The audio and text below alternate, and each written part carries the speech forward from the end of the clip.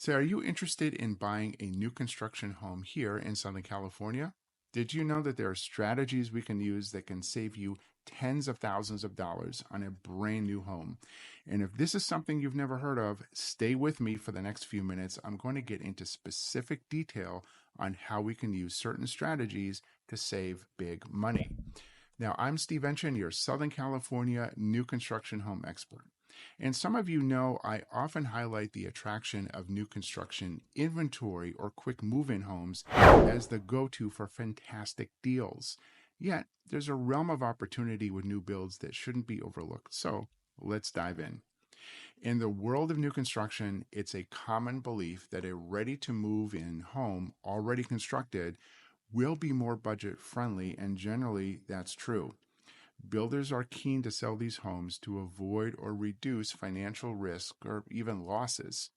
However, there's scenarios where building a new home from scratch aligns more with your needs. Consider, for example, this scenario of a home sale contingency. If you need to sell your existing home before purchasing a new one, leveraging a discounted inventory home becomes a more difficult challenge, and builders prioritize quick transactions, and a home sale contingency just doesn't align with this preference. For those who find themselves in a position where selling their current home is a prerequisite to buying a new one, the options available are not always ideal. One route is to forego the home sale contingency and hope that your current home sells in the necessary time frame, but that's pretty risky, especially in a challenging market. The alternative, sell your home first and find yourself temporary living situation, which involves managing storage and temporary accommodations. A less than ideal scenario, but certainly an option that provides for more flexibility. But in a moment, I'll get into another strategy that can make this transaction much easier. Now, on the other hand, if you lean towards a brand new build where you can custom design the interior features, the timeline is more forgiving, usually typically spanning about 6 to 10 months. This extended period allows for a more relaxed sale of your current home, enabling you to make thoughtful decisions about your new home and handle logistics in a more relaxed manner. Plus, here's the strategy. You can do a lease back to remain in your current home as a tenant after the sale.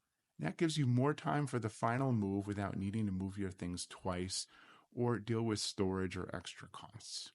So, let's shift our focus to the art of negotiating new to be built homes rather than new inventory or quick move in homes. It's a common question as to why getting discounts on new to be built homes seems more challenging compared to inventory quick move in homes. The crux of the matter lies in the builder's timeline for returns, which is for new builds, it extends to at least 6 to 10 months. They're also shouldering the risk associated with market fluctuations and labor or material costs, making them less inclined to offer upfront discounts on homes that might not close for like half a year. So there are some strategies to navigate this, and one effective approach is to explore new subdivisions in the early stages. These areas may not be visually appealing initially, perhaps nothing more than a giant field of dirt, and you may be paying HOA fees for amenities that haven't even been built yet. But builders are often more open to negotiations to initiate sales and get the ball rolling in the new community. Another tactic is to play the field in what we call master plan communities with multiple builders. This opens up options for negotiation by creating competition between different builders, but the key here is flexibility. You want to be open to different floor plans and different builders and avoid being too emotionally invested in one single option. In expanding on the negotiation strategies, consider the potential in communities where multiple builders are competing for buyers. So this scenario is ripe for negotiation. You can compare what each builder offers and then use this as leverage. It's a delicate dance of showing interest, but not committing too soon. Our goal here is to let the builder know you're considering other options and what these other builders are offering. and this can often lead to more favorable terms for you. Now, remember, in these negotiations, it's crucial to maintain a strong position. You want to avoid revealing too much enthusiasm for a particular builder or home design. The moment they sense your attachment, you're going to lose your leverage. So we keep discussions focused on the deal and not on the specifics of the home or the design options until you're under contract on your terms. And this approach keeps you in the driver's seat. When you're looking for new homes from a specific builder, say, for example, Taylor Morrison or Richmond American Homes, don't limit your search to just one community. Explore multiple neighborhoods where they build, especially as you can often find the same model being built in multiple places. This not only gives you a broader perspective, but also strengthens your negotiating position. You can compare what different communities offer and use this information to your advantage. Flexibility is key. Be open to different floor plans and builders, and this openness can sometimes lead to unexpected but beneficial deals.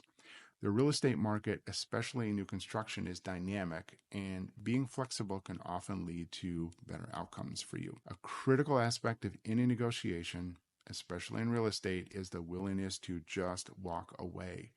There are so many new construction opportunities, particularly in a market as diverse as Southern California. If a specific community or builder isn't meeting your needs, there's likely another one that will. Don't get too emotionally involved in a single property, because that can hinder your ability to negotiate effectively. In selecting your new home, think strategically about the lot and the home model. Ideally, you want to be in a neighborhood where your home is among the smaller of the nearby homes, as this can positively impact its future value. Look for the least expensive model in a neighborhood with larger, more expensive homes. You can always upgrade the interior and customize it to your liking, and this strategy can make your home a more attractive investment in the long term. Now let's get technical for a moment and dive into the concept of equitable title. In a housing market where values are consistently on the rise, the value of your new home isn't just what it's valued at today, it's what it's going to be worth in 6 to 10 months when it's ready for you to move in. By locking in a price with the builder today, any increase in the home's value during the construction period goes to you. This is what we call building equity before you've even completed the purchase. I had a client not too long ago end up with over $100,000 in equity in a busy market between the time we signed on the contract and then when she moved in. That value belonged completely to her. However, there's a flip side to this, the risk associated with seasonality. In real estate, older resale home prices can fluctuate between seasons. If you contract in spring and close in winter, your home could appraise lower than your contract price due to seasonal price drops, and this could complicate your financing. Think about timing your contract and closing to align with seasonal trends for the best outcome and the highest gain in value before you close escrow. But also remember, it's impossible to time or forecast the housing market. It's also important to note that new construction homes don't always follow the typical rules of seasonality. Most buyers prefer to move in the summer, aligning with school and work vacation schedules. And this means that the peak season for buying new to-be-built homes is different from quick move-in inventory new homes or older resale homes.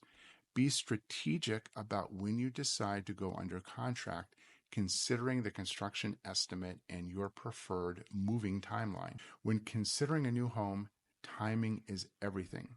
If you're planning to go under contract, think about the build time and your ideal moving date. So, for example, contracting in late fall or early winter for a closing in spring or summer can be a smart move. This aligns with the natural rise in home values during the warmer months, potentially maximizing your investment and perhaps making the move smoother with the kids out of school and work summer vacation time. But be aware of appraisal risks, especially if you're contracting during a peak season. If your home's appraisal comes in lower than the contract price, it can create challenges with your financing. Lenders are sensitive to appraisal values, and you might have to cover the difference if the appraisal falls short. This is a really crucial factor to consider, particularly if you're not a cash buyer. A new to be built home that isn't ready to close for 6 to 10 months may have some market risk versus a quick move in inventory home that you can close on in 1 to 2 months. Now, the coldest part of winter might offer the best deals, especially for cash buyers, because this is when you can potentially find lower prices and less competition. However, remember that new build homes operate on a different seasonal cycle. So don't expect the same seasonal price drops as you would with quick move-in homes or older resale homes. The new build home prices are not going to drop around the holidays. They will stay level, while older resale or inventory quick move-in new homes, they may go on sale during slower buying times. The high demand season for new to-be-built homes is typically in October, November, aligning with the average 6 to 10 month build time and summer moving preferences. So conversely, January through March sees less demand for new to-be-built homes as people are less inclined to move right after the holidays or when school is starting. So as you navigate the new build market, always be strategic. Consider the build time, the best time to go under contract, and how it aligns with your personal needs and the market trends. Remember, while you can't always take advantage of seasonality with new homes, understanding some of these patterns can help you make informed decisions and find the best deals, especially when you're comparing a new to-be-built home versus an inventory home ready in 30 to 60 days. So whether you're a seasoned home buyer or stepping into the new construction market for the first time, being informed and strategic can make all the difference. If you're looking for more insights or need assistance with your new home journey, don't hesitate to reach out. My contact information is here on the screen. And remember, being professionally represented by a new home expert is not just an essential step, but it's also completely free and no cost to you as a new construction home buyer. So if you found this information helpful, please remember to like and subscribe and check out some of my other videos on new home tours that talk about how to buy a brand new home here in Southern California. Thank you for watching. We'll see you on the next video.